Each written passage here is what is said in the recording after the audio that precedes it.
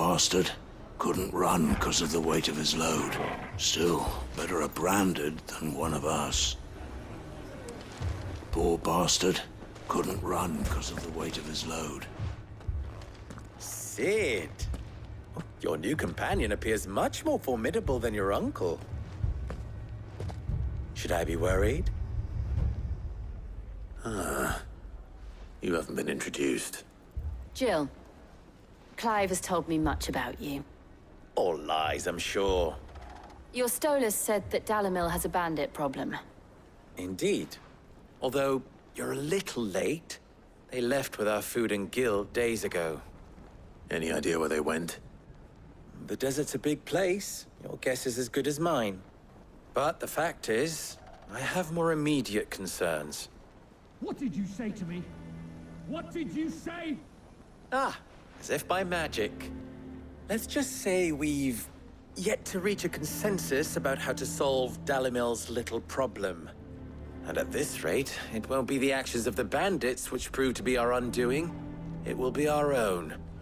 I've tried reasoning with the dissenting parties, but even the Desert Hare has limits. Perhaps we could talk to them. What makes you think they'll listen to us? What makes you think they won't? She makes a fair point, Sid. And you won't have wasted much of your precious time if you fail. They're just across the courtyard.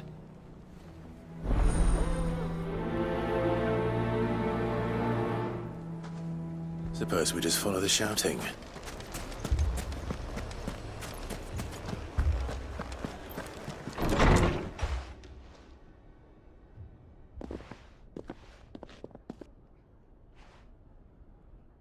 You wouldn't talk like that if it had been your men whose throats were slit. Blood for blood, it's the only way. We hire mercenaries and have them mount the bandits' heads on our walls as a lesson to the rest. And what happens when those mercenaries are slaughtered like your men? Are you going to hire more? We're better off using that coin to buy food and supplies. If we hire mercenaries, the only thing we're buying is the bandits' ire. And you cannot fill empty bellies with that. Do you hear me? But what happens when they come back? Maybe it'll be your throat that's slit. That's enough. Both of you. Any more of this and I'll throw you out myself. Come back when you're ready to talk like adults.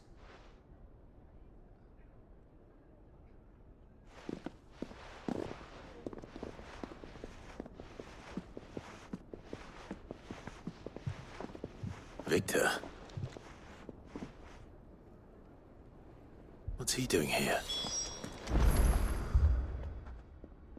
Sid. And Lady Jill. What brings you here? I was about to ask you the same thing. Costness is in chaos, and the markets have all but ceased to operate. The Briar's Kiss here in Dalamil is the only place I can reliably obtain supplies. I was here to do just that when Master Lubor told me of his troubles. He thought I might be able to talk some sense into these fools. But if you're here, I suppose his patience must be waning. Who are those people? Those were the thorns in Lubor's side. And the reason this place might be headed the same way as Costness. It's these accursed skies. The darkness is enough to drive a man to madness. Or an entire city, for that matter. We're still working on the skies. But in the meantime, perhaps we can find a solution to Dalamil's problems. I hope so. For all our sakes.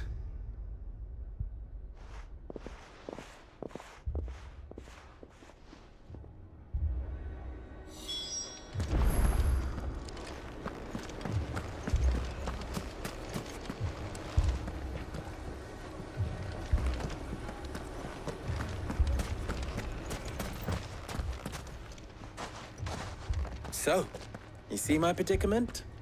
What I saw was a room full of people who were angry and afraid. And with good reason by the sound of it. But if left to smolder, that anger and fear could set the entire town alight. My thoughts exactly. What to do? Both sides wish to protect their homes and livelihoods, if only they could agree on how. But as long as they are divided, we are vulnerable. And if there's one thing bandits like, it's an easy target. What would Sid the Outlaw suggest? Well, if it were my namesake, he'd let them choose for themselves, and be on hand to pick up the pieces when it all went wrong. That sounds like a recipe for disaster. A recipe for disaster is precisely what it is. But perhaps that realization would be enough to make them question the ingredients. While it's plain neither Conrad nor Natalie will countenance the other's proposal, it may still be possible to make them doubt their own before presenting them with a third option. And that would be? To pool our resources and save the city ourselves. Why fight each other? When all that fear and anger can be directed at the bandits. It appears we have a plan of action. Victor, pay Conrad a visit. See if you can't convince him of his folly. I'll speak with Natalie. As you wish. Your faces are not well known in this town. That may prove useful. Don't worry, Victor and I will do most of the talking. You need only play along. Play along. What he means to say is yes.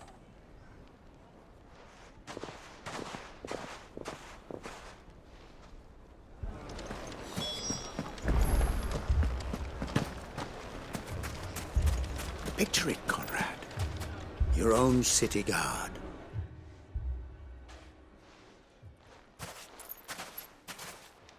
Ah, here she is. The Lady of the Spear herself. Conrad, may I introduce you to Jane, commander of the Red Wings, the oldest mercenary guild in the Free Cities. A pleasure, my lady. The pleasure is all mine. As I told you, I summoned the commander here from Canver to inquire about a contract. Victor says you told him no. That there aren't any men left to hire. Is that true? True as the crystals cracked. Nobles came and claimed every last one worth his salt. And not just from us Red Wings. You know of the 7 high houses. There must be 2 swords assigned each one. Granted, we have a few boys left. If it's boys you're looking for. Well, Conrad, are you saying that Dalamil's finest cannot defend this town better than a gaggle of unblooded striplings? That a band of beardless youths could better avenge the deaths of your brave men than you yourselves? Absolutely not. We'll show those bastards who they're dealing with.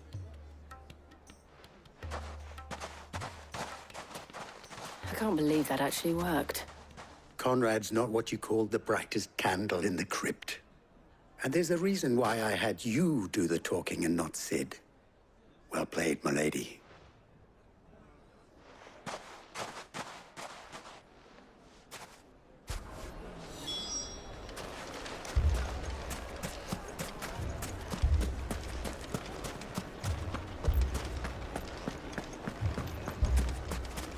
My shop.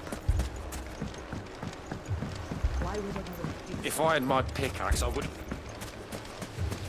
I mean, it may still be possible to buy some. Ah, here he is now. Natalie, allow me to introduce Lord Underhill of Randalar's prestigious League of Merchants. Lord Underhill. At your service. Underhill. I was just telling the good lady of our conversation, my lord, and how you were lamenting the state of the capital's stores. Lubor says that not only are the granaries almost empty, but that war and the Blight mean this season's harvest won't be enough to fill them for winter. Indeed, certainly that is the case. The nobles in the capital are buying up the city's stocks of barley and wine, driving the prices higher than most commoners can afford, it is only a matter of time before the peasants revolt. It is worse than I thought.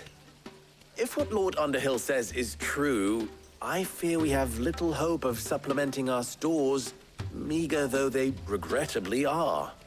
And while I applaud your endeavors to dissuade our more bellicose citizens from seeking vengeance, I sense Conrad is not wrong in his assessment of the bandits' likely return. Which means that now, more than ever, we will need to secure what little we still have. Food, weapons, herbs, everything.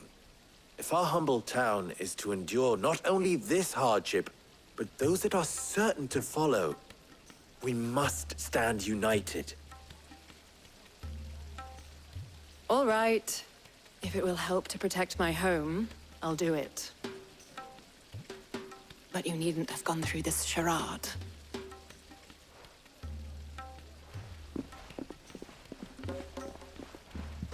Thank you, Clive.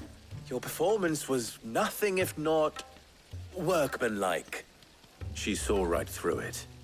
I didn't say it was good, merely that it produced the desired effect. Now, my scouts should be returning shortly. Meet me back at the Briar's Kiss, and we shall see what we face.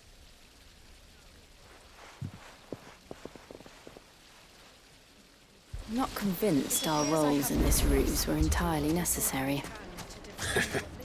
I don't know. Conrad seemed quite taken with you. I'm scared. Oh, I'm ruined. Good news, Sid. Both Conrad and Natalie have somewhat gracefully accepted their new roles. With time, they may even learn to. Time no longer appears to be the luxury it was before lunch. I take it your scouts found the bandits. Technically, it would be the bandits who found my scouts. It appears they march for Dalimil as we speak. All of them. You're not serious. They don't just want food, they want the whole damn town.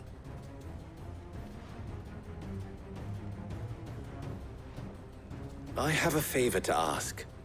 I'm told the bandits march in two groups, one from the south and one from the desert, in a move doubtless intended to stretch our already gossamer-thin defenses. Very well. Jill and I will meet those from the desert. But what of the rest? The rest, my friend, the city shall fight. Together. The stakes, I concede, are high. But if this does not unite Dalimil, nothing will. That is a lot of faith to put into those who had their hands around each other's throats but a moment ago. Then it will be for us to see that their hands are kept occupied. And I do mean us. I thought you might say that. We'll hold them off for as long as we can. And we will do the same.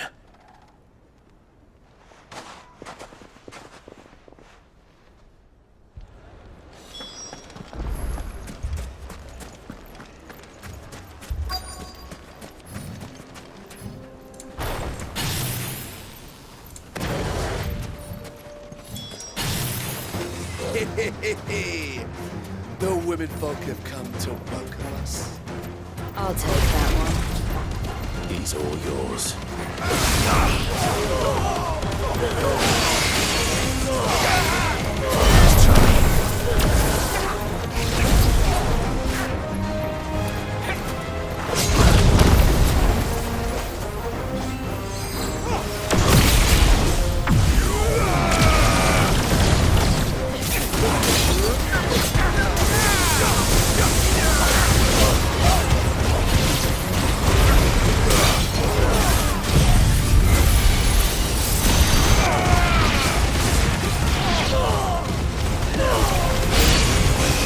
They mean to overwhelm us.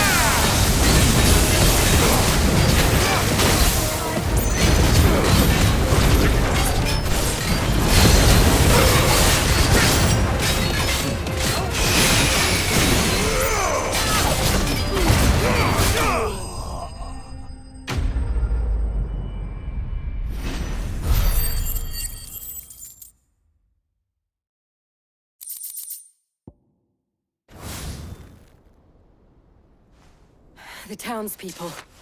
Could they have held out? I don't hear any fighting. What do you think? That we should hurry.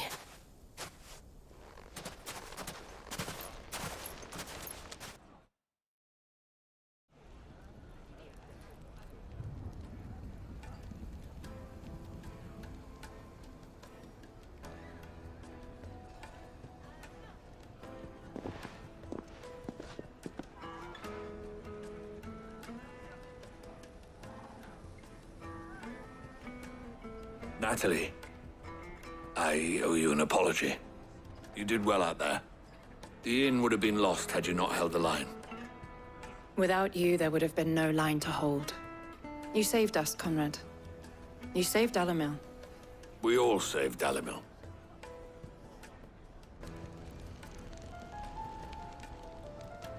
Conrad seems to have had a change of heart. I'd say they both have. I take it from your presence that our visitors from the desert won't be joining us either. Pity. The plan worked, Sid. Granted, it only took an army of bloodthirsty bandits at our gate. Calm now, Victor. Why quibble over the details? We are united, and that is all that matters. As for you, Sid, you fight considerably better than you act. I'll take that as a compliment.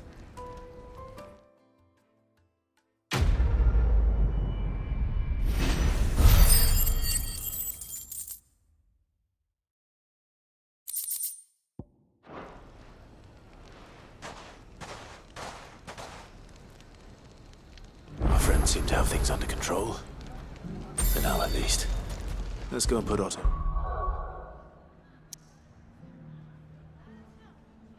Mind a rest.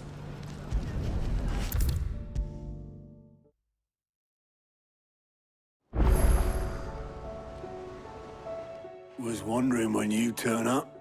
Had owls from all our friends thanking you for your timely intervention. How is it you always manage to arrive at just the right moment? Luck, I suppose. Any word on the rest of the realm? Let's see. Storm's still crying out for Mother Crystals. The nations are still in chaos. And the skies are still the color of a kick in the kidneys 2 days on. So... Right. Clive, we knew this was going to happen. Well, not the bleeding skies part, but you take my point. Now's not the time to second-guess yourself. Now's the time to visit the infirmary. Talia says your brother's awake. Thank you, Otto.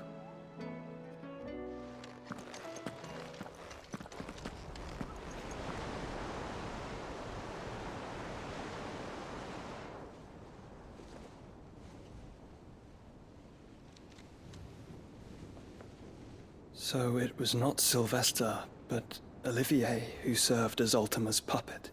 And when Dion learned of this, he sought to slay the fiend.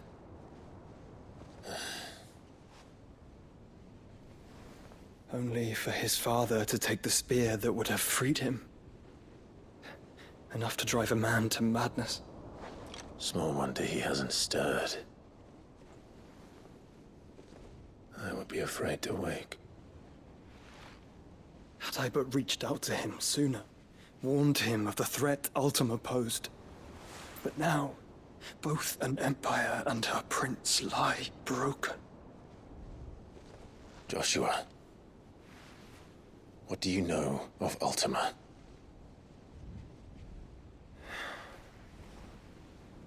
Very little, I'm afraid.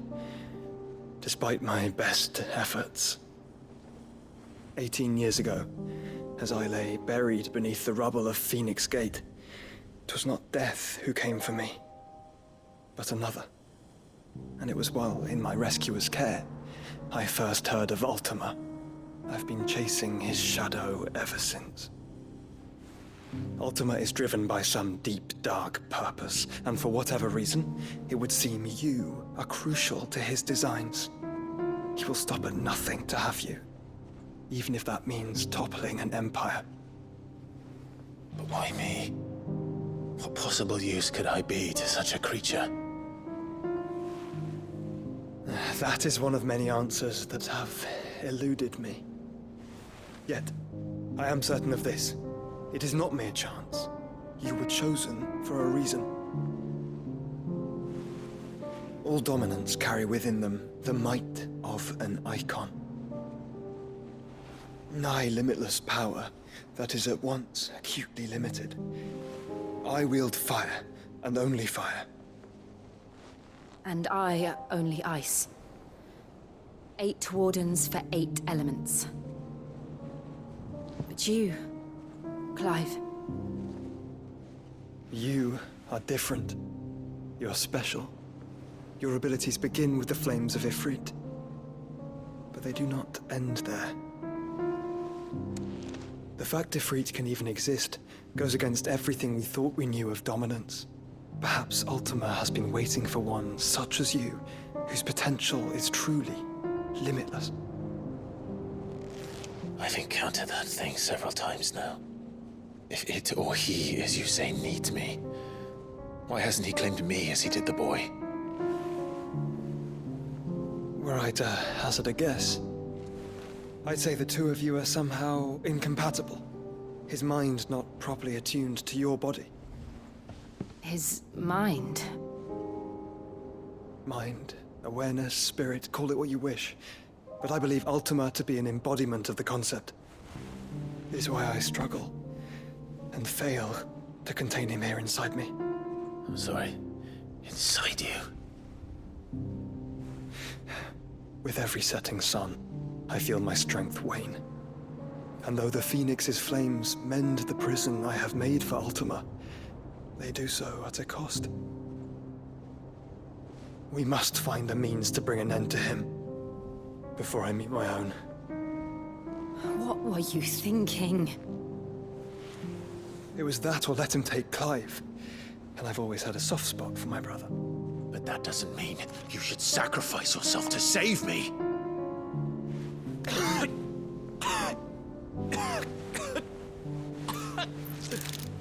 Joshua!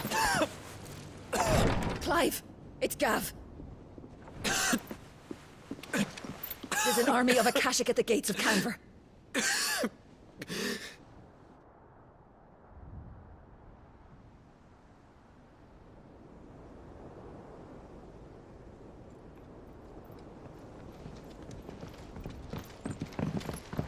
Well, what's the short of it? It's all Tyre told you. The capital of the Free Cities is under siege by an army of monstrosities. The City Guard are doing their best to stem the tide, but numbers ain't on their side. What of Lord Byron and Mid? Were they able to escape? No, but they're all right for now. They're hiding with Gav at midship. We have to get them out of there. And we shall. Otto, prepare a Stolas. Tell Gav to stay exactly where he is. Understood. Vivian, what's the swiftest route to the Free Cities? That sounds like a question for the map. Look here. This road, through Tabor, should provide the least trouble. Good. What a coincidence. Tabor is exactly where I'm bound. Joshua, bed is where you should be bound.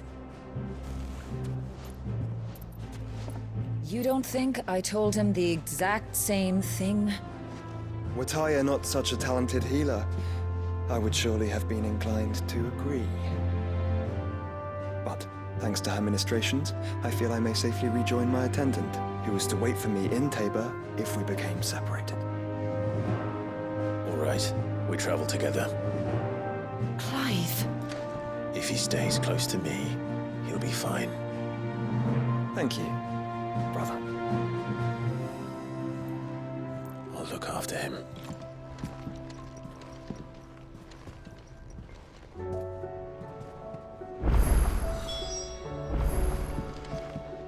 My attendant was with me in the Dominion before I primed. She would have watched the battle unfold and witnessed its outcome. I trust she will be waiting for me in Tabor, where I can finally introduce you.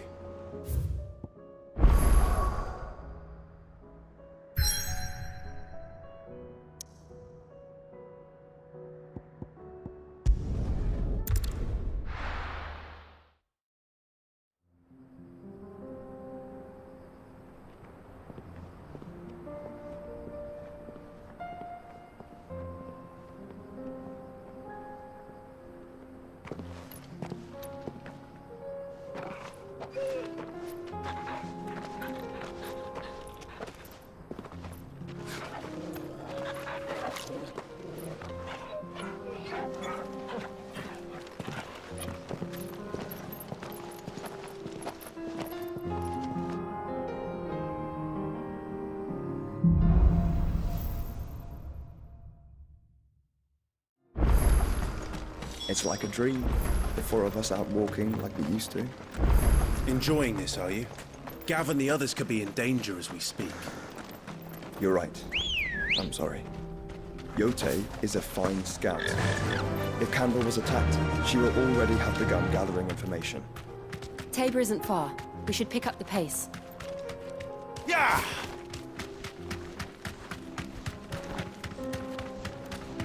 We can use the ruins to cross the ravine. Assuming they will allow it, the Echoes have a will of their own. Thanks, girl.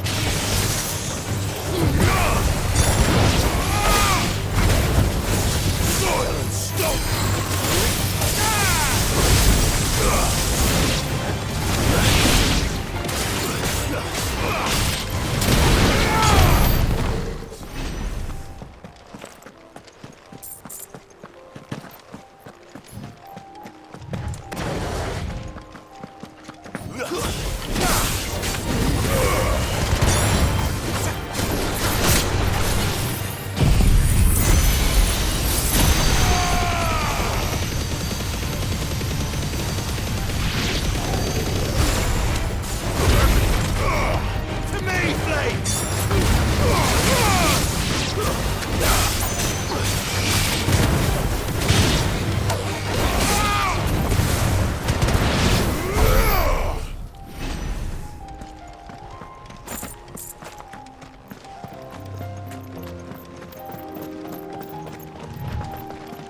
Tell us about Yote, Joshua.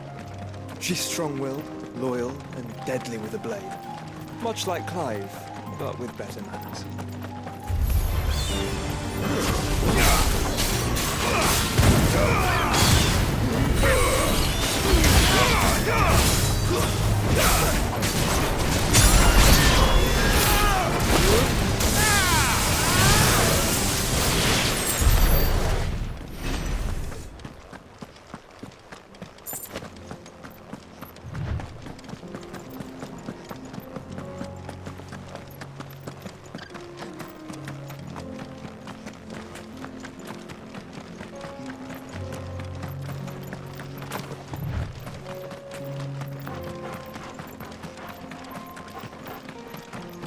Another ether flood.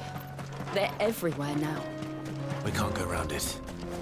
Then we'll just have to be careful.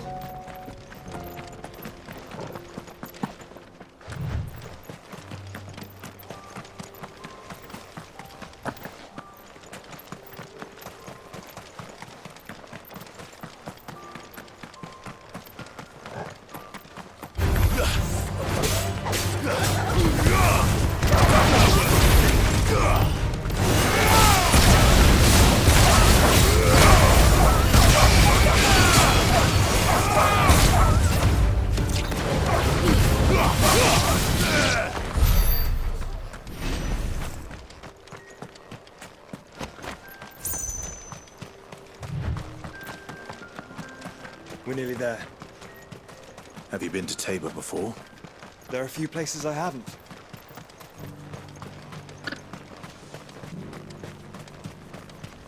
Where now, Joshua? There is a residence just inside the city gates. She awaits us within.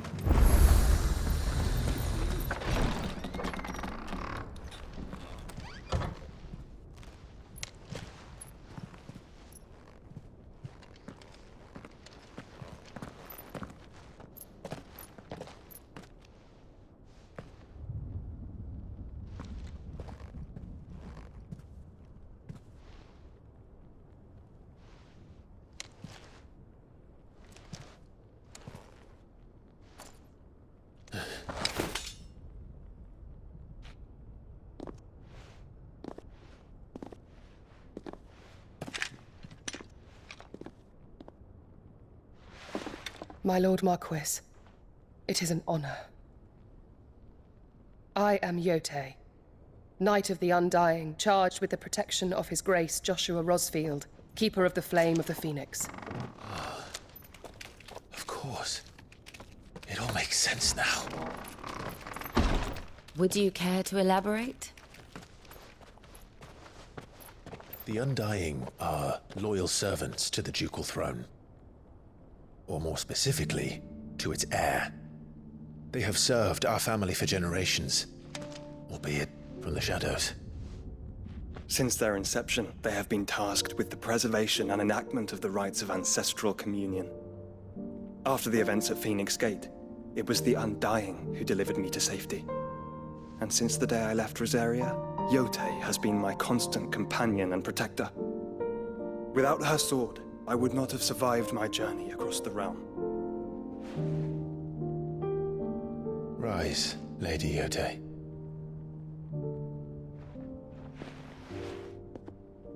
You saved my brother. I owe you a debt I can never repay. I but did my duty. Come now. Tell us what you've discovered. Your Grace. It is as you feared. The vessel we spied off the coast of the Crystalline Dominion on the night of her fall. It was the Einherjar. Beyond any doubt. The Black Galleon. Joshua, the Einherjar is the Royalists' flagship.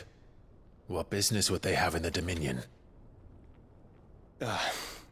Upon learning of Waloed's involvement in recent events at Drake's Fang, I sensed the malign influence of Ultima, and bid Yotei and the Undying look into the matter. We have reason to believe that the Black Galleon weighed anchor shortly after the fighting began, and set a course due south. For Canva. Then it is Waloed knights who besiege the cities. What is left of them? Yes. And the Black Galleon sails at but one man's behest. Barnabas Tharm.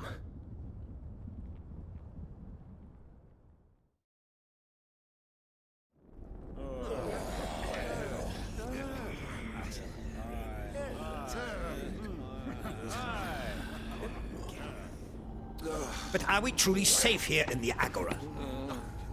The city guard have been paid, if that's what you're implying. All the more reason for them to run. Well, you are free to leave, Lord Minister. Markets abandoned, warehouses aflame, blackened hulls choking every port in the capital. Canva is ruined. The realm teeters on the brink of chaos, and all you can think about is commerce! Forgive us. We were not aware Dhalmekia now subsisted on charity. Quite. How dare you!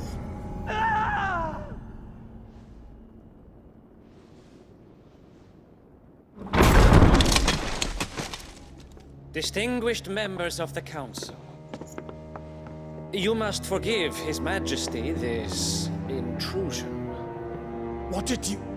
What is the meaning of this? A trifle crowded, but I fear it will have to serve, my liege. Very well. My colleagues, do you not see? The king! He has come to save us from the Akashic!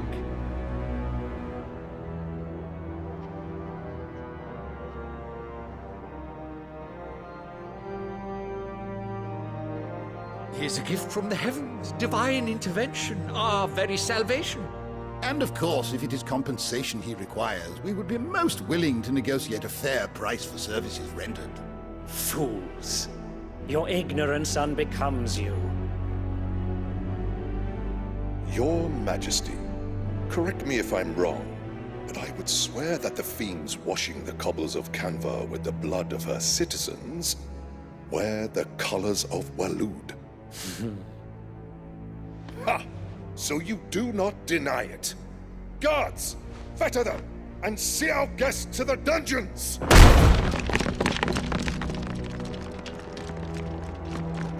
Enough.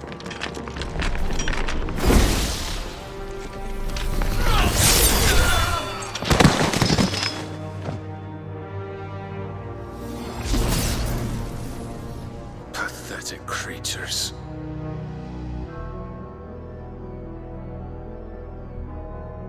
That you should imagine yourselves worthy of salvation. The girl is still here, somewhere in the city. Her consciousness fair dripping with her late father's hubris. A consciousness to which Mythos is inextricably bound and inexorably drawn. See that he is made welcome. Yes, Your Majesty. Come, Mythos. Surely the prince's light cannot have sated you.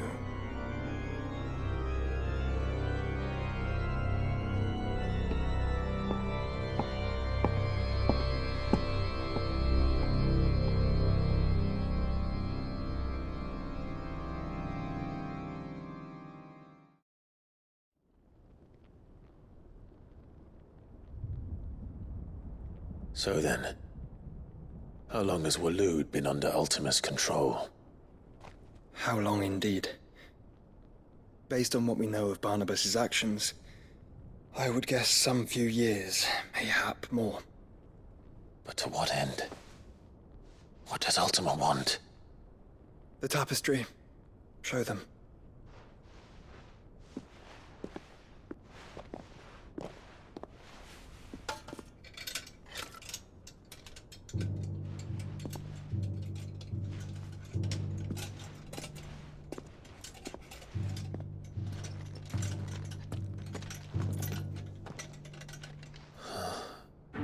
By the flames.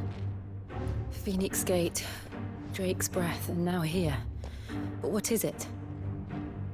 It is old, ancient, even. Naught remains of the faith it represents, save what can be gleaned from the image itself. None could tell me what the one in the apothecary meant, even the Undying. But I believe it may be the key to discerning Ultima's purpose. That figure in the center, the one beneath whom the icons congregate, that I believe to be Ultima. He is a god, or at least godlike. His very existence beyond our ken.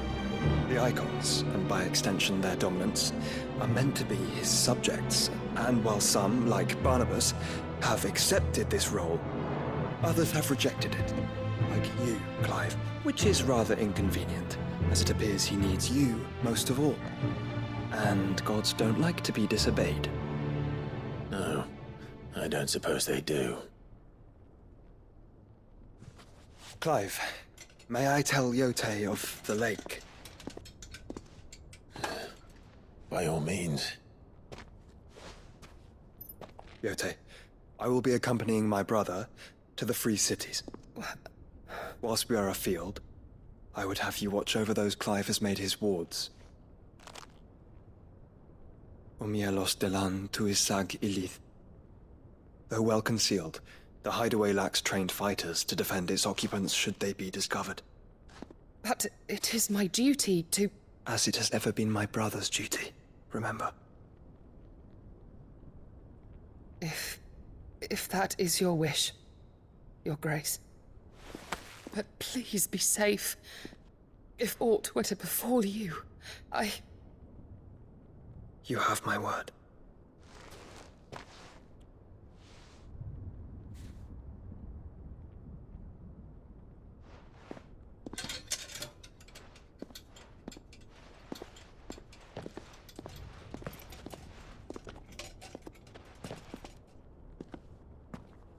Farewell, my lord, my lady. We are in your debt, Yote.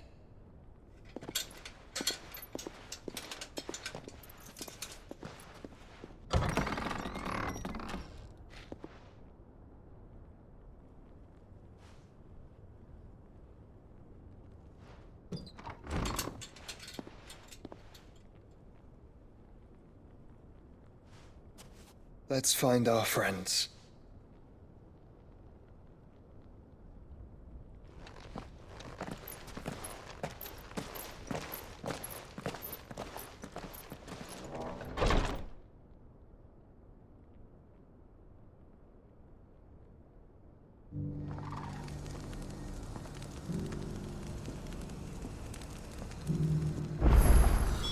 It's plain she cares for you very deeply.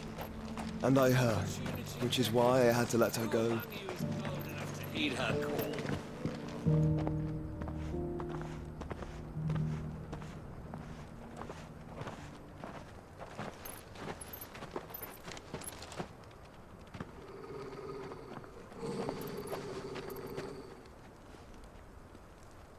Cyril. How fares the search? Well, Your Grace, my report shall be with you ere long. Ah, yes. Yotei is otherwise engaged, at my behest. And the duty of wardenship? Fulfilled. For as you see, I've been reunited with my first shield. I am Cyril, Knight of the Undying and bearer of the Burning Quill, charged with chronicling the mortal deeds of His Grace, Joshua Rosfield, Keeper of the Flame of the Phoenix, and rightful Archduke of Rosaria. I entrusted Cyril here with overseeing the investigation into Ultima's origins. Findings from his brothers and sisters afield are delivered here to be collated and catalogued. Just how many Undying are there? Not nearly enough, milady. Yet we are glad to give our all in service to the Phoenix. Such is, and has ever been, our creed. I see. You have your associates, I have mine. But you may now think of them as ours. That won't be a problem, will it? The Phoenix is our sun, and we but the shadows that quicken in his radiance. It is from the darkness that we serve, both him and now you.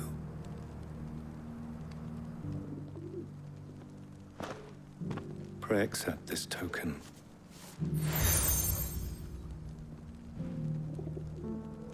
For as long as you bear it, members of our order will reveal themselves unto you, if there is nothing further.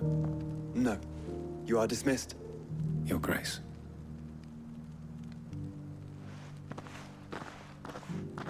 To Canva, then. We'll talk about this later. Cyril seemed very, You certainly keep strange bedfellows, Joshua.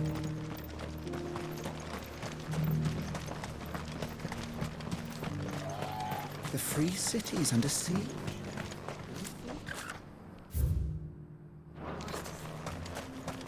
There are horrible beasts down that way. Ashen terrors who'll kill you as soon as they look at you.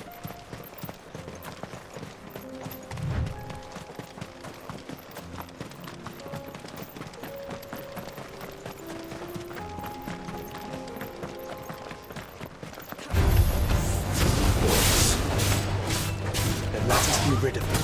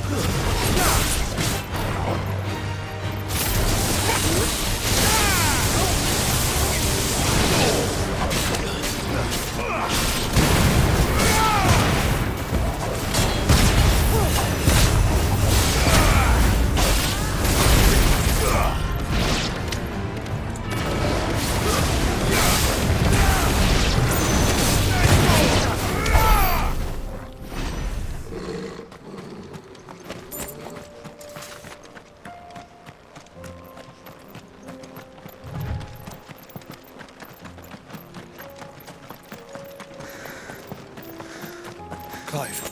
Smoke. Is the city fallen?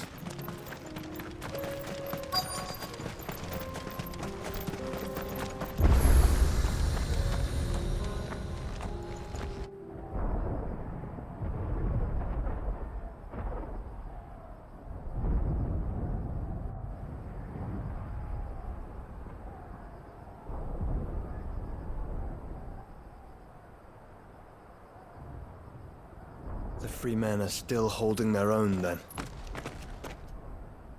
Do we have any idea where Gav and the others might be?